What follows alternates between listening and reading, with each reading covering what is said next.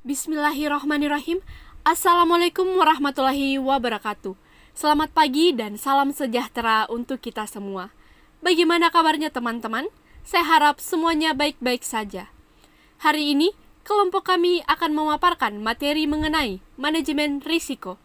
Pemaparan ini merupakan satu tugasan ujian akhir semester atas mata kuliah manajemen risiko. Sebelum kita memaparkan materinya, izinkanlah saya memperkenalkan anggota tim dari kelompok ini yang terdiri dari saya sendiri, Nur Anissa, selaku moderator sekaligus pembicara pertama. Ada juga Ihlan Sisa Syamsul sebagai pembicara kedua, Astrid Yuanda sebagai pembicara ketiga, Risma Anwar sebagai pembicara keempat, dan terakhir, Fadlika Irsaninda sebagai pembicara kelima. Tanpa berlama-lama lagi, marilah kita langsung saja pada pemaparan pertama yang dibawakan langsung oleh saya sendiri, Nur Anissa. Baik, kita masuk pada pemaparan pertama, yaitu sejarah manajemen risiko. Yang pertama pada tahun 2100 sebelum Masehi, rekaman tertua terkait pengelolaan risiko dapat ditemukan pada piagam Hammurabi yang dibuat pada tahun 2100 sebelum Masehi. Piagam tersebut mencantumkan peraturan di mana pemilik kapal dapat meminjam uang untuk membeli kargo, namun bila dalam perjalanan kapalnya tenggelam atau hilang, ia tak perlu mengembalikan uang pinjaman tersebut. Masa ini disebut zaman pertama manajemen risiko, di mana perusahaannya melihat risiko non-entrepreneurial seperti misalnya keamanan. Nah, yang kedua itu tahun 1970-an dan 1980-an. Yang dimana disebut sebagai zaman kedua manajemen risiko, di mana perusahaan asuransi mulai berusaha mendorong pengusaha untuk benar-benar menjaga barang yang diasuransikan. Pada zaman ini juga lahir konsep jaminan mutu yang menjamin setiap produk memenuhi spesifikasi standarnya. Konsep ini dipopulerkan oleh British Standard Institution yang meluncurkan standar kualitas BS 5750 pada tahun 1979. Nah, yang ketiga itu zaman ketiga manajemen risiko dimulai pada tahun 1995 dengan diterbitkannya AS NZS 4360 1995 oleh Standard Australia of the World Risk Management Standard. Nah, yang terakhir itu tahun 1999, di mana manajemen risiko sebenarnya mulai memberikan perhatian pada laporan keuangan pada tahun 1990. Tapi kemudian di tahun 1999, Institute of Chartered Accountants mempublikasikan Turnbull Report untuk pengawasan dan audit ketat untuk setiap bisnis yang mengelola risiko. Nah, itulah tadi pemaparan dari materi sejarah manajemen risiko. Baik, selanjutnya kita beralih pada materi pengertian risiko. Nah, risiko sendiri itu sudah banyak dipaparkan oleh berbagai pihak. Salah satunya menurut Otoritas Jasa Keuangan pada tahun 2016, beliau mengatakan risiko adalah potensi kerugian akibat terjadinya suatu peristiwa tertentu.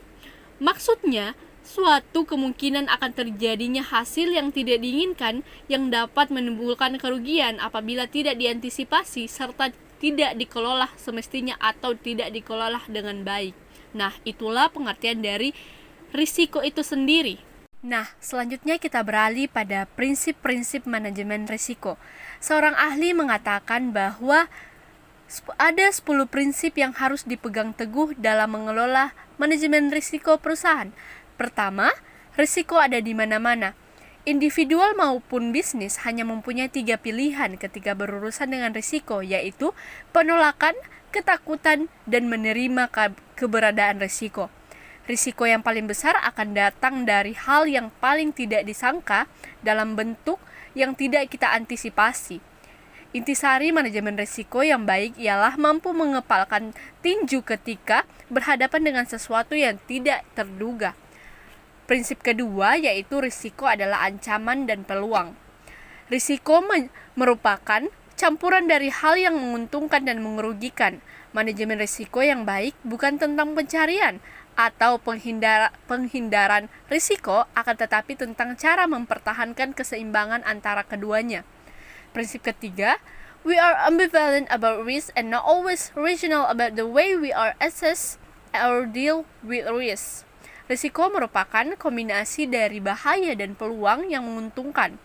Merupakan hal yang wajar. Manusia memiliki perasaan yang bercampur baur tentang keberadaan risiko.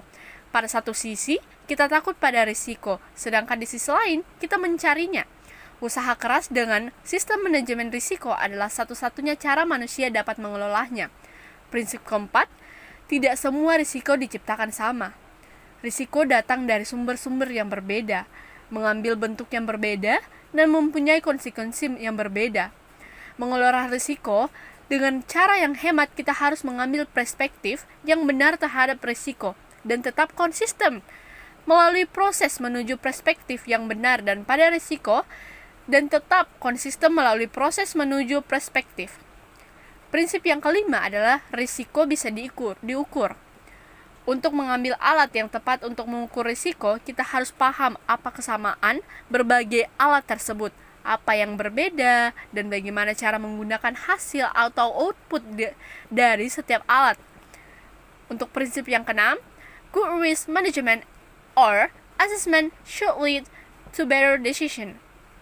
Alat untuk mengakses risiko dan output dari penilaian risiko harus dikaitkan dengan proses pengambilan keputusan dari proses lainnya. Prinsip ketujuh ialah kunci manajemen risiko yang baik adalah berhubungan dengan risiko yang harus dihindari, risiko yang harus diambil, dan risiko yang harus dieksploitasi.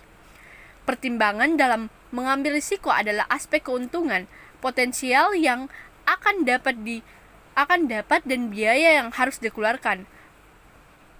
Perusahaan Boeing menurut Supranto dan Hakim pada tahun 2013 memiliki lebih banyak informasi tentang exposure nilai tukar pada kontrak individunya dengan perusahaan asing daripada investornya, dan bisa melindungi risiko-risiko secara lebih efisien.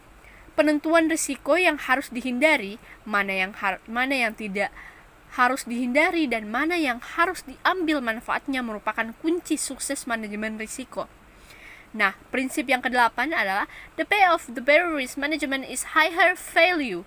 Untuk mengelola risiko secara benar, kita harus memahami pengungkit yang menentukan nilai suatu bisnis. Prinsip yang kesembilan adalah risk management is a part of everyone's job. Nah, mengelola risiko secara baik ialah inti utama praktik bisnis yang bagus dan merupakan tanggung jawab semua orang. Dan prinsip yang ke-10 adalah successful risk taking organization do not get there by accident. Untuk berhasil pada manajemen risiko, kita harus menanamkan dalam organisasi melalui struktur dan budaya. Nah, itulah ke-10 prinsip dari manajemen risiko. Nah, selanjutnya kita beralih pada risiko dan imbal hasil atau risk and return. Nah, dalam risiko dan imbal hasil terdapat dua pandangan, yaitu pandangan paling awal yang menyebutkan bahwa terdapat hubungan positif antara risiko dan tingkat imbal hasil. Semakin tinggi risiko, maka akan semakin tinggi profit yang didapatkan. Jika suatu badan usaha ingin meningkatkan profit, mereka harus pula menaikkan risikonya. Pendapat ini, menurut pengamatan, telah berlangsung begitu lama. Namun, ada pandangan kedua, yaitu pandangan tersebut perlahan mulai bergeser. Pandangan baru mengatakan bahwa hubungan risiko dan imbal hasil tidak bersifat linear, tetapi non-linear. Pada wilayah 1, risiko yang diambil perusahaan terlalu kecil, sehingga imbal hasil terlalu kecil.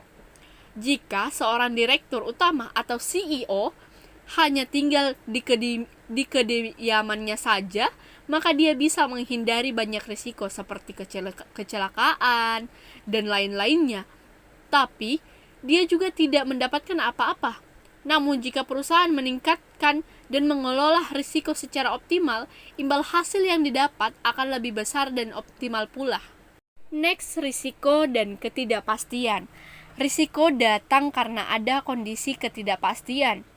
Terminologi risiko sering dikacaukan dengan ketidakpastian. Banyak orang menyamakan risiko dengan ketidakpastian, padahal risiko dan ketidakpastian itu sungguh jauh berbeda. Kepastian mengacu pada pengertian risiko yang tidak diperkirakan atau tidak bisa diukur, sedangkan risiko mengacu pada risiko yang bisa diperkirakan atau bisa diukur. Nah, ada juga yang namanya data pendukung mengenai kemungkinan kejadian. Nah, itu ada datanya pada risiko, sedangkan ketidakpastian itu tidak ada data pendukungnya. Selanjutnya kita beralih pada klasifikasi risiko. Dilihat dari tipenya, risiko pada dasarnya dapat dikelompokkan dalam dua tipe, yaitu risiko murni dan risiko spekulatif. Risiko murni adalah risiko di mana kerugian itu ada, tetapi kemungkinan keuntungan tidak ada. Contohnya yang dapat diambil yaitu risiko kebakaran atau risiko kecelakaan. Risiko spekulatif adalah di mana kita mengharapkan terjadinya kerugian dan juga keuntungan. Misalnya usaha bisnis. Dalam bisnis perusahaan bisa untung namun juga bisa rugi. Contoh lainnya ketika melakukan pembelian saham. Ada kemungkinan untung, ada kemungkinan juga rugi. Risiko spekulatif juga bisa dinamakan yaitu risiko bisnis.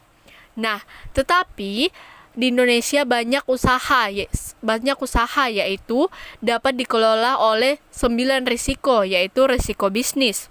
Seperti tadi, risiko bisnis itu bisa dikategorikan dari risiko spekulatif. Atau bisa juga risiko bisnis adalah kerentangan perusahaan terhadap faktor-faktor yang dapat menurunkan keuntungannya atau menyebabkan perusahaan gagal. Yang kedua, risiko strategis, risiko akibat ketidaktepatan dalam mengambil dan pelaksanaan suatu keputusan strategis serta kegagalan dalam mengantisipasi perubahan lingkungan bisnis. Nah, selanjutnya, risiko operasional, risiko terjadinya kerugian yang disebabkan oleh ketidakcukupan atau tidak berfungsinya proses internal, kesalahan manusia, kesalahan sistem, atau adanya kejadian-kejadian eksternal. Selanjutnya, risiko hukum. Risiko akibat tuntutan hukum atau kelemahan aspek yuridis. Nah, risiko kepatuhan, yaitu risiko akibat bank tidak memenuhi atau tidak melaksanakan peraturan perundang-undangan dengan tepat atau ketentuan yang berlaku. Nah, selanjutnya risiko reputasi, yaitu risiko akibat menurunnya tingkat kepercayaan stakeholder yang bersumber dari perspektif negatif terhadap bank. Nah, sedangkan khusus untuk perusahaan yang bergerak di bidang keuangan seperti perbankan harus dikelola pula oleh 3 risiko, yaitu risiko likuiditas atau risiko yang dapat terjadi jika kesenjangan pendanaan meningkat atau jika bank tidak dapat memenuhi pembayaran kewajiban pada saat jatuh tempo termasuk pencairan simpanan nasabah. Yang kedua, risiko pasar. Potensi timbulnya kerugian dalam nilai buku atau arus kas yang diakibatkan oleh perusahaan suku bunga atau nilai tukar. Dan yang terakhir yaitu risiko kredit. Risiko kerugian keuangan yang timbul jika debitur atau counterparty bank gagal memenuhi kewajiban kontrak. Akibatnya kepada bank, risiko kredit terutama berasal dari pinjaman. Itulah tadi pemaparan dari saya selaku pembicara pertama. Selanjutnya saya serahkan kepada Ihlasiza Samsul selaku pembicara kedua untuk melanjutkan pemaparan mengenai manajemen risiko. Kepadanya dipersilahkan. Baik, terima kasih atas kesempatan yang telah diberikan. Saya akan melanjutkan materi selanjutnya, yaitu pengertian manajemen risiko, yang sebagaimana telah dipaparkan oleh salah satu ahli yang bernama Hubbard, bahwa manajemen risiko adalah proses identifikasi, penilaian, dan prioritas risiko yang diikuti oleh koordinasi dan aplikasi sumber daya ekonomi untuk meminimalkan, memantau, dan mengawasi kemungkinan terjadinya peristiwa yang tidak menguntungkan. Sedangkan adapun menurut Otoritas Jasa Keuangan, manajemen risiko adalah serangkaian metodologi dan prosedur yang digunakan untuk mengidentifikasi, mengukur, memantau, dan mengendalikan risiko yang timbul dari seluruh kegiatan usaha, sehingga dapat kita simpulkan dari dua definisi yang dijelaskan tadi bahwa manajemen risiko yaitu suatu prosedur yang mengelola, mengukur, dan juga mengendalikan risiko kegiatan yang timbul dari seluruh pekerjaan atau kegiatan, sebagaimana yang telah ditampilkan di slide. Itulah tadi definisi dari manajemen risiko. Selanjutnya, dalam manajemen risiko terdapat beberapa manfaat, diantaranya yaitu yang pertama, membantu perusahaan terhindar dari biaya-biaya yang dikeluarkan dengan terpaksa. Yang kedua, membantu manajemen untuk menghindari risiko atau mengambil risiko suatu perusahaan. Dan yang ketiga, dapat memaksimalkan keuntungan jika risiko yang ditaksir itu akurat. Itulah tadi manfaat manajemen risiko. Adapun prasyarat penerapan manajemen risiko secara efektif yang ditampilkan di slide ini, menurut Otoritas Jasa Keuangan yaitu terdiri dari yang pertama, pengawasan aktif Dewan Komisaris dan Direksi. Dewan Komisaris dan Direksi bertanggung jawab atas efektivitas penerapan manajemen risiko dengan memberikan arahan, melakukan pengawasan secara aktif dan efektif, serta meningkatkan dan mengembangkan budaya manajemen risiko. Yang kedua, kecukupan kebijakan dan prosedur manajemen risiko serta penetapan limit risiko. Yang ketiga, kecukupan proses identifikasi, pengukuran, pemantauan, dan pengendalian risiko serta sistem informasi manajemen risiko. Dan yang keempat, yang terakhir, sistem pengendalian intern yang menyeluruh, yang dimana pengendalian intern ini bertujuan untuk melindungi aset perusahaan dan mencegah adanya kecurangan atau penyalahgunaan lainnya. Itulah tadi prasyarat penerapan manajemen risiko. Kemudian, kerangka enterprise risk management dapat kita lihat di slide yang telah ditampilkan. Di antaranya yaitu yang pertama, corporate governance. Perusahaan atau dewan komisaris dan direksi mengembangkan manajemen risiko dari atas ke bawah. Yang kedua, manajemen lini, yaitu penyelarasan strategi bisnis. Yang ketiga, manajemen portofolio, merupakan suatu kerangka yang dimana perusahaan berpikir dan bertindak seperti fund manager. Yang keempat, transfer risiko. Di sini, risiko yang terkonsentrasi dan tidak efisien dipindahkan. Yang kelima, analisis risiko. Dalam analisis risiko, piranti analisis canggih dikembangkan. Yang keenam, sumber daya data dan teknologi. Dalam kerangka ini, perusahaan mengintegrasikan data, kemampuan data, dan sistem. Yang ketujuh, yang terakhir, manajemen stakeholder, yang dimana ini meningkatkan transparansi risiko untuk para stakeholder utama. Itulah tadi kerangka enterprise risk management atau yang biasa disingkat ERM. Selanjutnya, enterprise risk management merupakan integrasi cara yang meliputi antara lain, yaitu yang pertama, pengintegrasian organisasi risiko. Nah, di sini dibutuhkan unit manajemen risiko perusahaan yang bertanggung jawab langsung ke Chief Executive Officer dan direksi untuk seluruh aktivitas pengambilan risiko. Yang kedua, pengintegrasian strategi transfer risiko. Di sini digunakan sudut pandang portofolio seluruh jenis risiko dalam perusahaan dan merasionalkan penggunaan produk alternatif transfer risiko guna nilai hanya risiko residual yang tidak dikehendaki oleh manajemen itu terlindungi. Dan yang ketiga, pengintegrasian manajemen risiko ke dalam proses bisnis perusahaan. Enterprise Risk Management mengoptimalkan kinerja bisnis dengan cara mendukung dan memengaruhi keputusan bisnis. Dan itulah tadi pemaparan materi dari saya. Selanjutnya, saya kembalikan ke moderator. Terima kasih atas pemaparan Ikhlaziza Samsul. Selanjutnya, saya serahkan kepada pembicara ketiga, Astrid Yuanda. Kepadanya, dipersilahkan.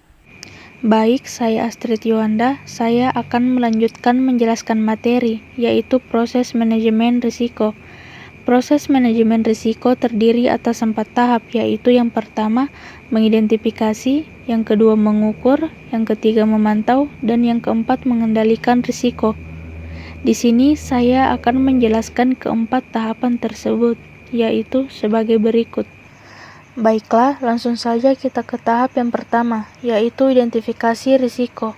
Identifikasi risiko adalah analisis terhadap karakteristik risiko yang melekat pada perusahaan dan risiko dari produk dan kegiatan usaha.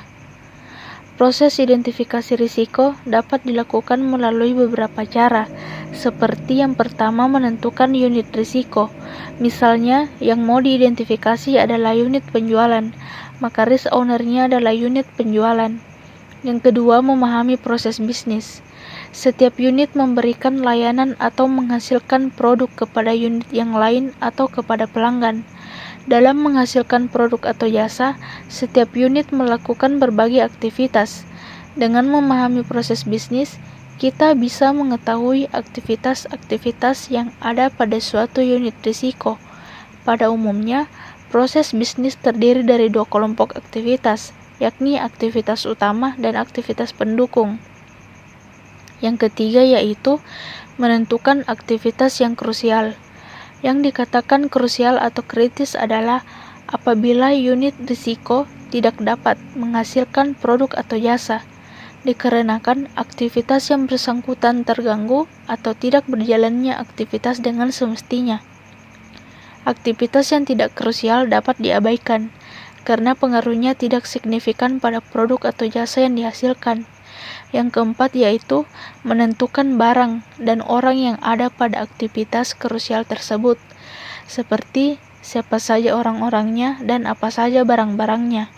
Yang kelima yaitu menentukan bentuk kerugian yang dapat terjadi pada barang dan orang dari aktivitas krusial tersebut, seperti bentuk kerugian pada orang, misalnya cedera, sakit, meninggal, hilang, demonstrasi, mogok kerja, berhenti bekerja, berhalangan, dan lain-lain. Sedangkan bentuk kerugian pada barang misalnya rusak, hilang, tidak sesuai, usang, terbakar, tidak berkualitas, dicuri, diselewengkan, tak tertagih, dan lain-lain. Yang keenam yaitu menentukan penyebab terjadinya kerugian atau risiko, seperti risiko keuangan, berhubungan dengan perubahan harga, nilai tukar, dan tingkat bunga. Sedangkan risiko operasional berhubungan dengan manusia, kompetensi, moral, selera, teknologi, keusangan, kualitas, kesesuaian, alam, bencana alam, kondisi alam, makhluk selain manusia. Mengetahui penyebab risiko sangat penting karena penanganan risiko yang sama akan berbeda jika penyebabnya berbeda. Misalnya, penanganan risiko kebakaran karena listrik berbeda dengan karena tabung gas yang meledak. Yang terakhir atau yang ketujuh adalah membuat daftar risiko. Berisi 2 hal penting, yakni pernyataan risiko dan penyebab risiko. Untuk mengetahui apakah itu sebuah risiko, kita bisa mengacu pada 3 karakteristik risiko. Yang pertama, merupakan suatu kejadian. Yang kedua, kejadian tersebut mengandung kemungkinan. Dan yang ketiga adalah jika terjadi akan mengakibatkan kerugian. Selanjutnya, tahap yang kedua, yaitu pengukuran risiko.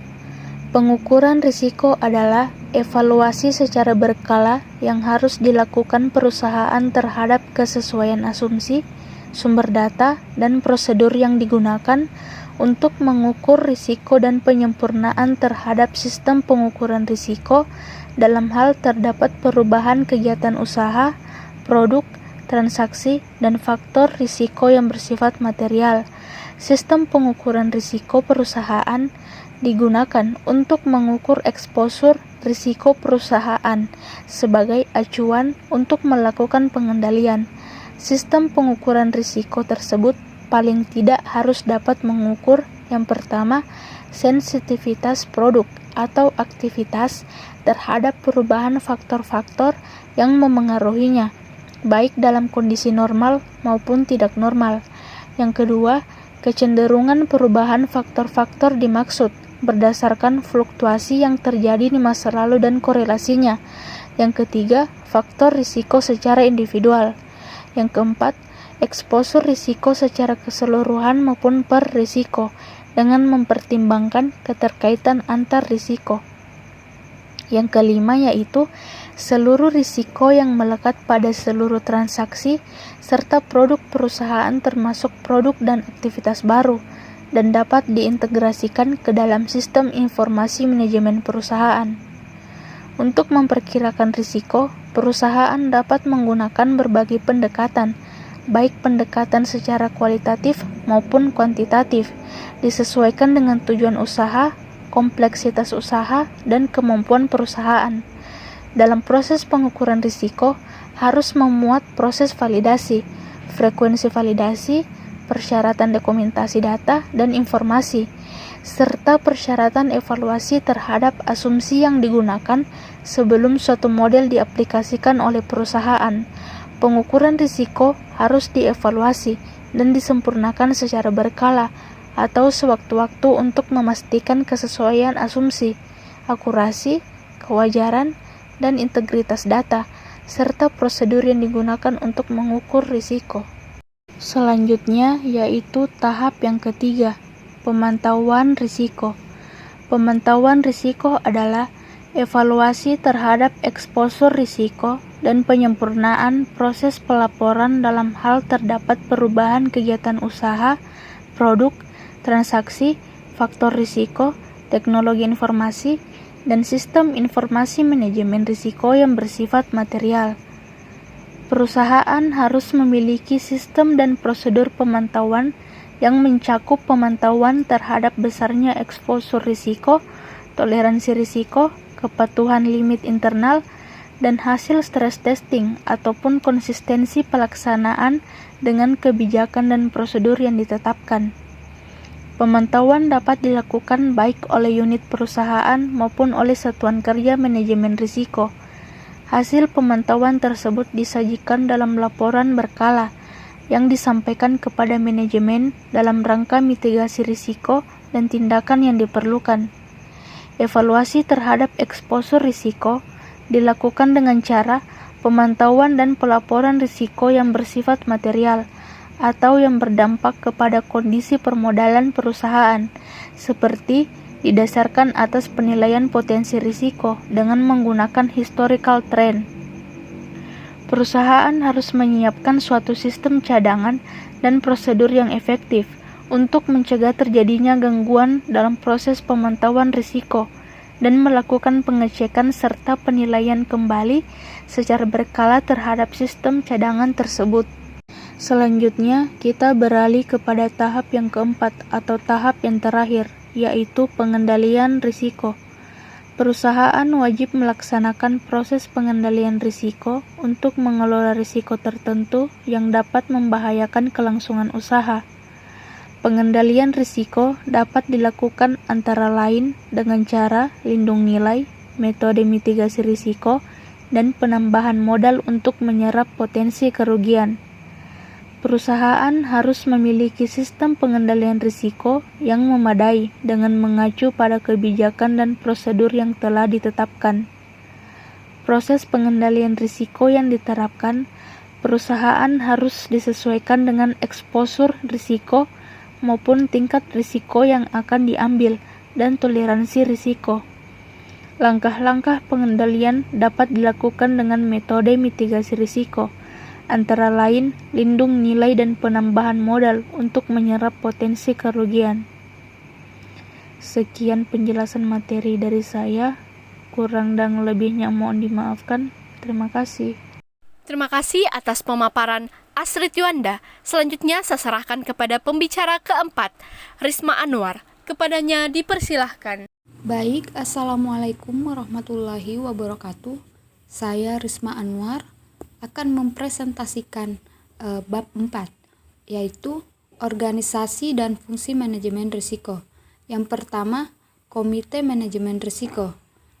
Sesuai dengan regulasi Otoritas Jasa Keuangan 2016, Komite Manajemen Risiko atau KMR harus bersifat struktural. Komite Manajemen Risiko setidaknya berdiri atas mayoritas anggota direksi dan pejabat eksekutif terkait. Komite Manajemen Risiko berwenang dan bertanggung jawab untuk memberikan rekomendasi kepada Direktur Utama yang mencakup 1. Penyusunan kebijakan, strategi, dan pedoman penerapan manajemen risiko. 2. Perbaikan atau penyempurnaan pelaksanaan manajemen risiko berdasarkan hasil evaluasi pelaksanaan manajemen risiko. Ketiga, penetapan hal-hal yang terkait dengan keputusan bisnis yang tidak sesuai dengan prosedur normal, antara lainnya pelampauan ekspansi usaha yang signifikan. Selanjutnya, Satuan Kerja Manajemen Risiko. Satuan Kerja Manajemen Risiko atau SKMR merupakan bagian dari struktur organisasi yang bersifat struktural. Struktur organisasi Satuan Kerja Manajemen Risiko harus disesuaikan dengan ukuran dan kompleksitas usaha perusahaan serta risiko yang melekat pada perusahaan tersebut atau perusahaan yang bersangkutan. Terdapat satuan kerja yang melaksanakan fungsi pengendalian intern yang dimaksud dengan independen antara lain tercermin dari adanya pertama, pemisahan fungsi atau tugas antara satuan kerja manajemen risiko, satuan kerja operasional atau risk taking unit, dan satuan kerja yang melaksanakan fungsi pengendalian intern. Kemudian yang kedua, proses pengambilan keputusan yang tidak memihak atau menguntungkan satuan kerja operasional tertentu atau mengabaikan satuan kerja operasional lainnya. Untuk perusahaan jasa keuangan, satuan kerja operasional atau risk taking unit diantaranya adalah satuan kerja kredit, treasury, dan pendanaan. Hubungan satuan kerja operasional. Satuan kerja operasional atau risk taking unit wajib menginformasikan eksposur risiko yang melekat pada satuan kerja yang bersangkutan kepada SKMR secara berkala. Frekuensi penyampaian informasi eksposur risiko disesuaikan dengan karakteristik jenis risiko tersebut. Baik, terima kasih. Saya kembalikan kepada moderator. Selanjutnya, saya serahkan kepada pembicara terakhir, Saudari Nurfadlika Irsaninda. Kepadanya dipersilahkan.